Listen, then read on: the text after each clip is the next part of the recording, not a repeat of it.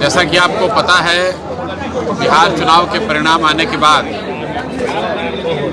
पश्चिम चंपारण के गांधी विद्यारवा आश्रम में एक दिन के सामूहिक उपवास के उपरांत हम लोगों ने जनसुराज की ओर से घोषणा की थी कि आने वाले 6 महीने में बिहार में व्यवस्था परिवर्तन के लिए, बिहार नवनिर्माण के लिए जनसुराज फिर से पूरी ईमानदारी और शिद्दत से फिर से प्रयास शुरू करेगा। उसी के तहत बिहार का नवनिर्माण अभियान शुरू हो, उससे पहले ज़रूरी है कि जनसुराज का जो अपना संगठन है उसको फिर से पुनर्गठित किया जाए, उसको मजबूत किया जाए। इसलिए मैं हर जिले में 3 दिन का प्रवास मेरा है।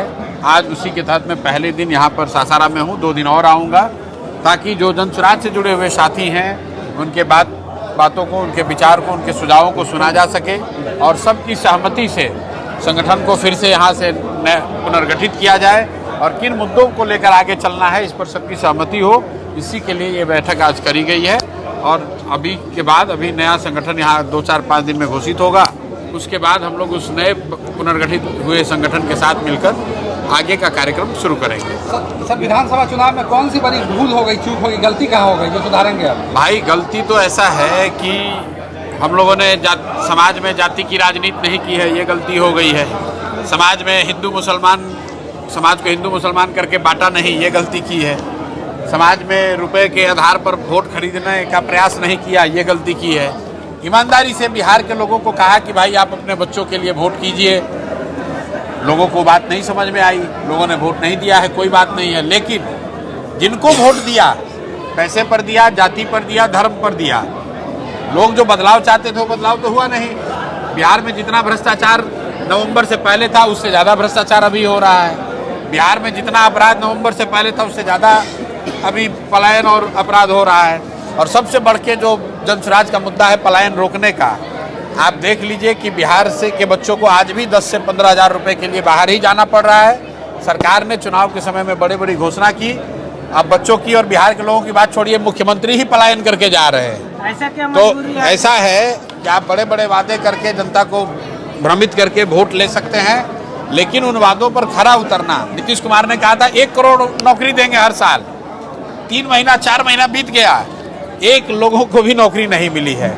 और नवंबर के बाद जो सबसे गंभीर बात है, जो सबसे बड़ी बात जनसुराज ने कही कि पलायन बिहार का सबसे बड़ा अभिशाप है। मैं आपके सामने आंकड़ा शेयर कर रहा हूं। नवंबर के बाद 50 से ज़्यादा बिहार के बच्चों की मौत हो गई जो बाहर गए थे फैक्ट्रियों में काम करने के लिए, मजदूरी करने के लिए। अभी आपके जिले से 4 लोगों की मृत्यु हुई है, आप सबको पता है। 4 लोग होली के दिन, जब पूरा देश होली खेल रहा था, जब अमित शाह क्रिकेट मैच देख रहे थे, उस समय 1000 रुपये, महज 1000 रुपये के लिए ये बच्चे, बिहार के युवा गैस वाला टैंक साफ करने गए और वहाँ 4 लोगों की मौत हुई है। क्या मुख्यमंत्री ने उस पर बयान दिया?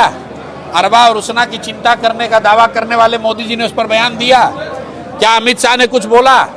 पासवान समाज की राजनीति करने वाले चिराग पासवान जो मंत्री बन के बैठे हुए हैं, उन्होंने कुछ बोला?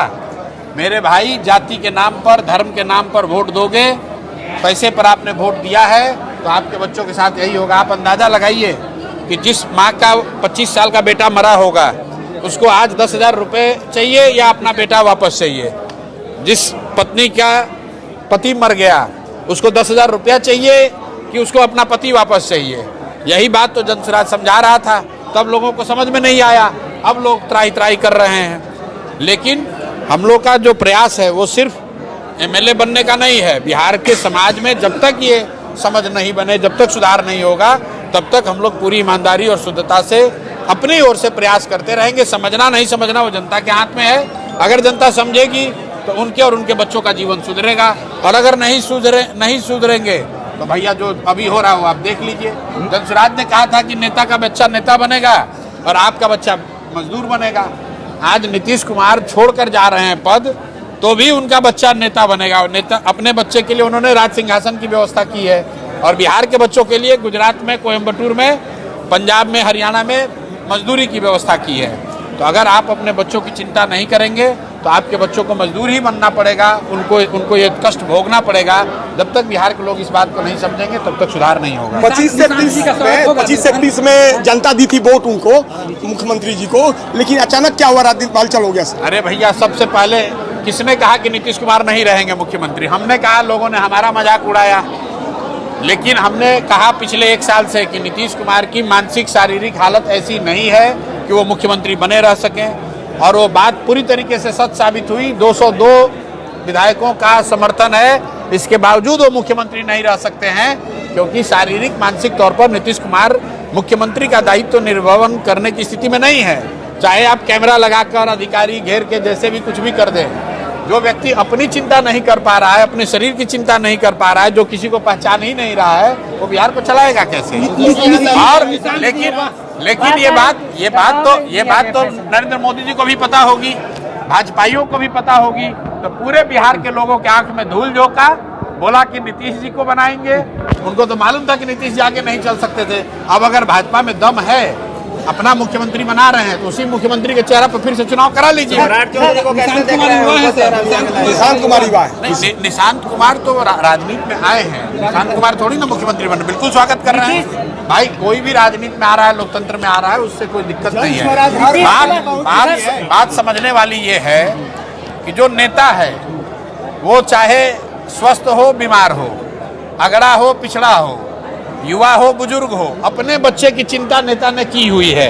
अपने बच्चों के लिए राज सिंहासन की व्यवस्था कर दी गई है।